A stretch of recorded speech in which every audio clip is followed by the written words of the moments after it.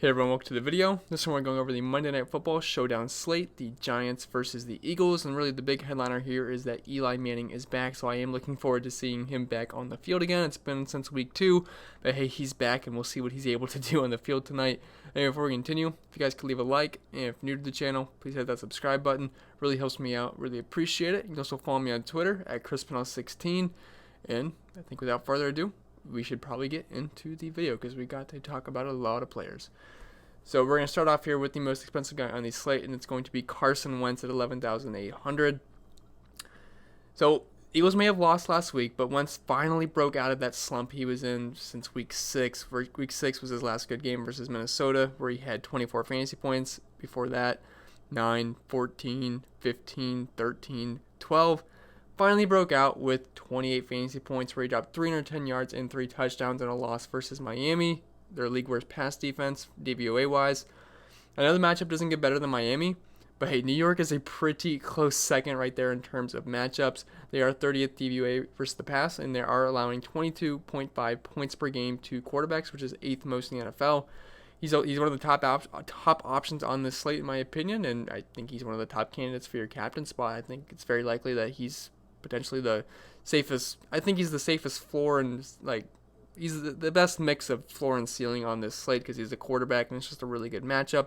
It was really nice to see him have a really good game in a soft matchup versus Miami.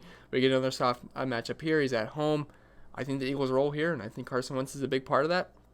And as long as Miles Sanders doesn't just get rushing touchdowns, I think Carson Wentz has a pretty good day through the air. Wouldn't surprise me if he had 3 to 4 touchdowns in this matchup with 275 to 300 passing yards. So Carson Wentz, definitely one of my favorite plays on this slate. You could also put him in the captain spot as well. I know he's pricey, but I do think he is worth it on this slate. So I do like Carson Wentz. And Saquon Barkley, I got to say, he's been very disappointing this year. I'm sure those of you who drafted him in the very first pick of your redraft leagues, I'm sure you guys are very disappointed with Saquon Barkley. You're probably not in the playoffs. But he's definitely someone we have to consider. Now, he's had 3 good games this year. Like good games for someone like Saquon Barkley.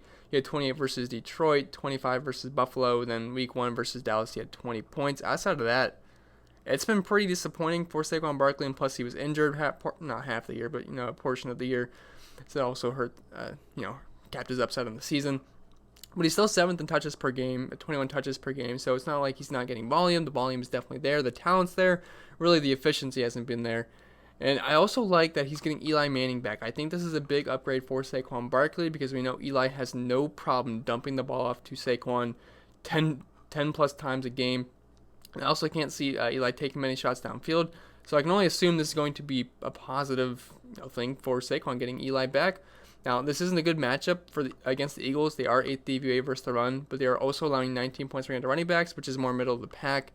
Now, I'm not really worried about the matchup when it comes to Saquon on the ground because I do think he's going to do most of his damage to the air here, and this is PPR scoring. Would not surprise me if Saquon got close to 10 receptions in this game, maybe like 80 to 100 yards through the air, maybe racks up a rushing touchdown on the goal line or a receiving touchdown as well. So I think he's a pretty solid play here at 10,600, and I expect him to be popular. It's a showdown slate, so everyone's going to be popular, but it's not that hard to fit in Saquon Barkley because we do have some decent value options as well. So Saquon, definitely someone that needs to be on your radar, and you could captain him too. I have no problem with that at all. Zach Ertz, another pretty good option here at 9,400. So surprisingly, the Giants have actually been pretty stingy versus tight ends this year. They're allowing the 3rd fewest points per game to the position. But they're also just so bad outside that that's where teams tend to attack them on the outside with their wide receivers. But the Eagles love their tight ends. They throw to them all the time, and I have no problem attacking them. The Eagles, they have a very talented tight end group with Goddard and Zach Ertz. Zach Ertz being one of the most talented tight ends in the NFL, and he's been solid most of the season. I mean, 5 points was really disappointing versus Miami, but he was also dealing with that hamstring injury heading into the week. So before that, 27, 18, 28, 4, 5, 8 is pretty disappointing, but then 16, 13, 10, 17, 10, all pretty solid. That's what you get from Zach Ertz. You're going to get your, 6+ targets pretty much every single game with upside of double digits. We've seen it in 3 straight games before the injury against Miami. But I definitely like Zach Ertz here. He's, heavy volume, elite talent. He's second among all tight ends with a 24% target share. And is basically top 3 in all target share and market share categories, so volume is never an issue here. And he's actually leading all tight ends with over 8 targets per game. And He'd be my top option to pair with Wentz, obviously. Alshon Jeffrey is definitely a candidate, but I feel much safer with Zach Ertz, and honestly, he's not a bad captain option either if you want to get a little bit different.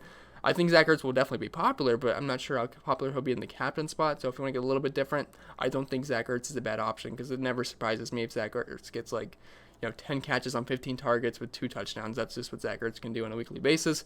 So, he should be pretty much healthy heading into the week. So, definitely like Zach Ertz tomorrow or tonight, whenever you're watching this video. Now, his teammate Alshon Jeffrey, $200 cheaper, but I don't think he's as good of a play as Zach Ertz, but he's definitely got the upside that Zach Ertz has, and he had a great game last week. Took advantage of a good matchup where he had 16 targets, 9 catches, 137 yards, 31 fantasy points. Definitely popped off, and we get another good matchup against the Giants here. They're giving up I should say he did get a really nice price bump. I mean, I would, if he was in the 8K range, I'd be all about it. 9,200 gives me some hesitation, but the matchup is just so good, so it's really hard to pass the matchup up here. And New York is allowing 43.9 points per game to wide receivers, which is second most in the NFL. He also has PFF's number 2 wide receiver versus cornerback matchup this week on PFF. So, yeah, he's a very solid option, and he should take advantage of this week's secondary. Honestly, wouldn't be surprised. I would be surprised if he doesn't score a touchdown in this matchup. Uses his big body in the red zone, catches a jump ball over a Giants defender. Would not surprise me whatsoever. He also has a 26% target share, which is highest on the team. Coming off 16 target week, heavily involved. I definitely like Alshon Jeffrey here. I think he can get you anywhere from an 8 catch, 90 some yard touchdown performance. I think that's definitely in the realm of possibility with upside of more versus the Giants, because they get routinely toasted every single week by wide receivers. So Alshon Jeffrey, he's not a burner, but he's a big body guy. I think he gets into the end zone. So definitely like Alshon Jeffrey. Miles Sanders, he comes in at 8,600.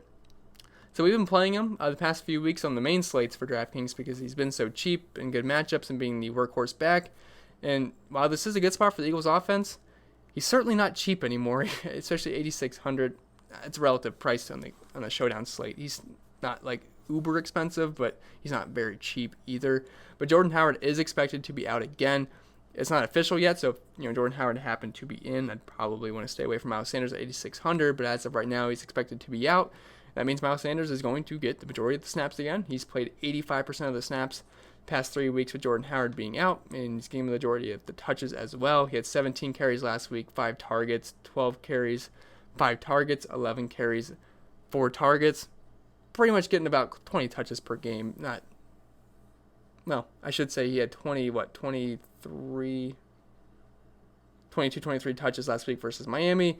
Had 17 touches versus Seattle. Then he had 15 touches for New England. So 15 to 20 touches is in the realm of possibility here versus New York.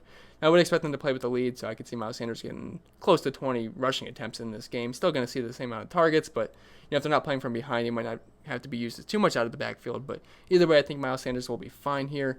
Now, New York is 11th DVOA versus the run, but they're also giving up 24 points per game to running backs, which is above league average. Plus, his involvement in the passing game, I think he's going to be just fine. So Miles Sanders definitely on my radar. Now, is 8,600 a bit much to pay for him? Yes, but starting running backs on a showdown slate always in play. So I do like Miles Sanders, and he's a pretty talented running back.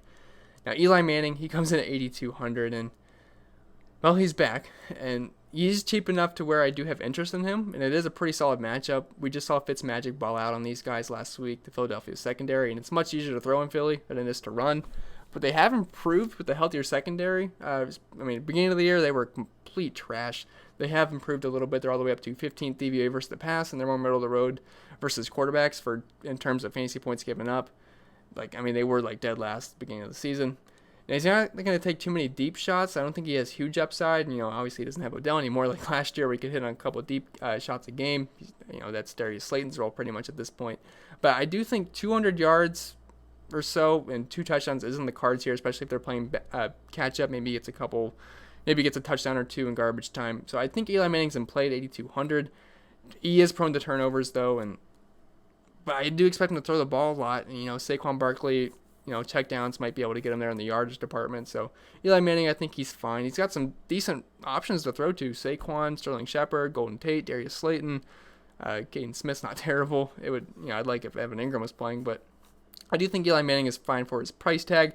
I wouldn't say he's an absolute core play just because we know the guy's downside. I mean, 2 games he's played this season, 18 points and 12 points. Not the greatest matchups, though, Dallas and Buffalo, and this is certainly the easiest matchup of the 2 games he's already played. So I don't think Eli Manning's a terrible play in your flex spot. Definitely not really in my captain considerations unless you're running out of 150 lineups. You want to throw him in a couple just in case he pops off.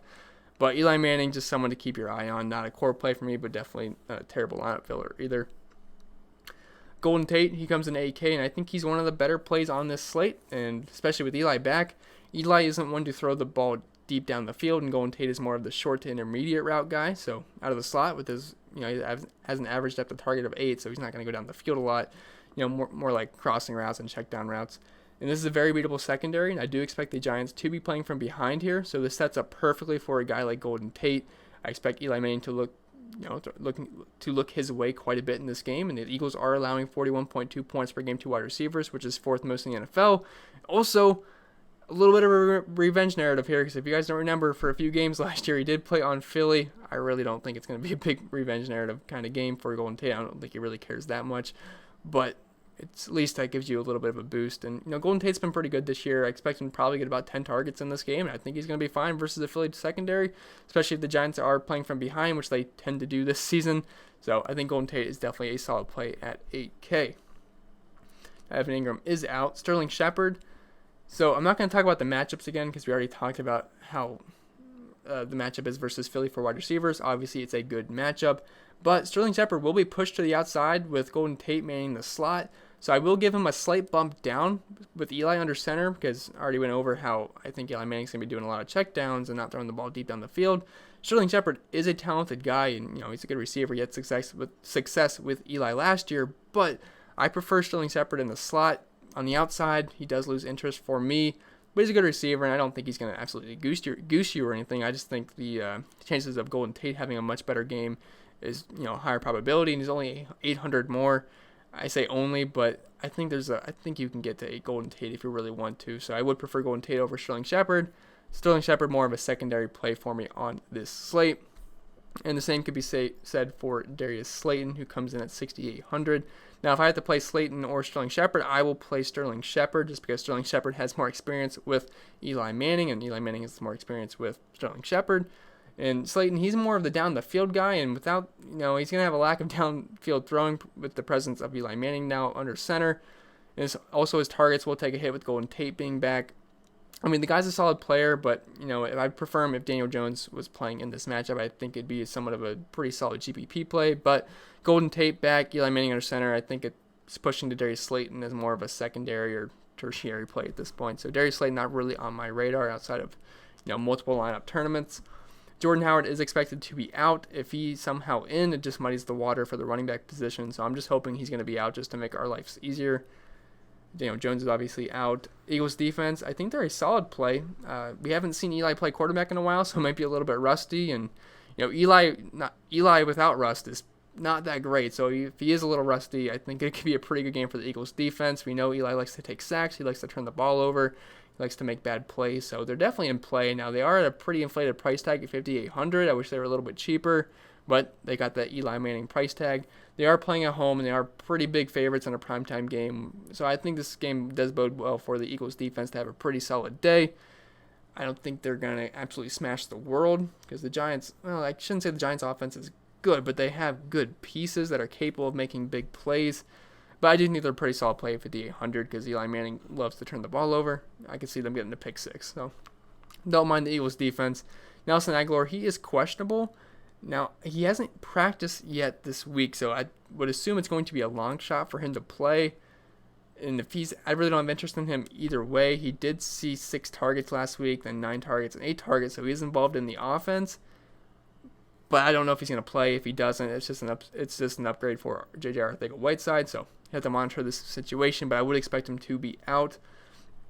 Dallas Goedert, if you're not playing Zach Ertz and you want a piece of the tight end position for the Eagles, I wouldn't mind going to him to save, about half the salary of Zach Ertz. I think Zach Ertz is $9,400, so you're pretty much getting half the price tag, but you're pretty much getting half the player. But I shouldn't say half. Maybe you're getting like 2/3 of the player of Zach Ertz, but he's been pretty solid since week 6. I mean, versus Minnesota. 9 points, 15, 11, 7, 12, 9, 12. Not too bad. I mean, he's seeing consistent targets every single week as well. 7, 8, 6, 5, 5, 4, 8.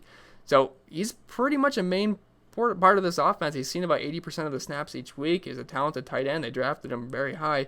So I do think he's a solid play. If you can't get all the way up to Zach Ertz, drop it down to Dallas Goedert. I really don't think it's that bad of a secondary option. So Dallas Goedert is on my radar. I know I said New York's been pretty stingy versus the tight end position this year, but this offense loves to use their tight ends. They're two talented tight ends. I think they'll be just fine. And the kickers, they are what they are. If they hit their field goals, they will become solid plays. I much prefer Jake Elliott because I'd expect the Philadelphia Eagles to be in scoring position much more than I would the New York Giants. So I would prefer Jake Elliott, but really they're just kickers.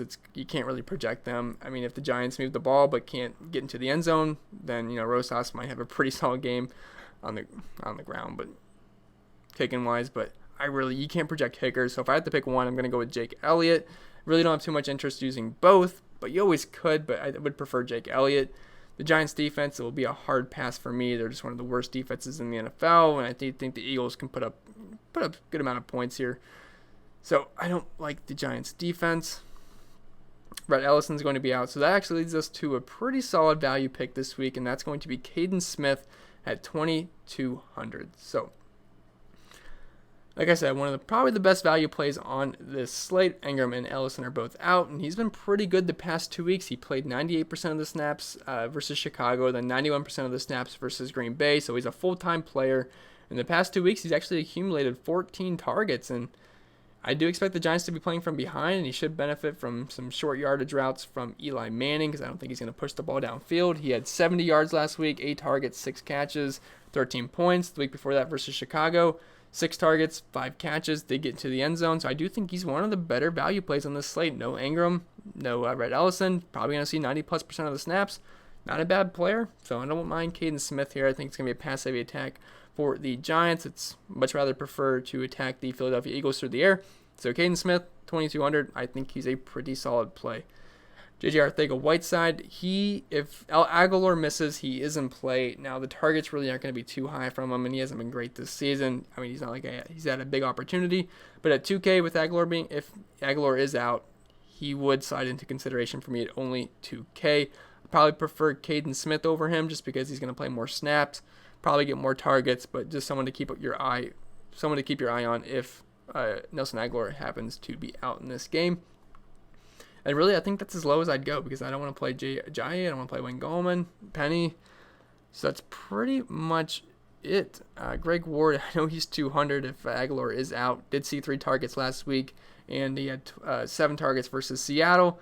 So if Aguilar is out, yeah, he would get a bump, and he's only 200, so he actually might be worth a flyer. So again, just monitor the injury news there, but Greg Ward would be someone to keep in consideration.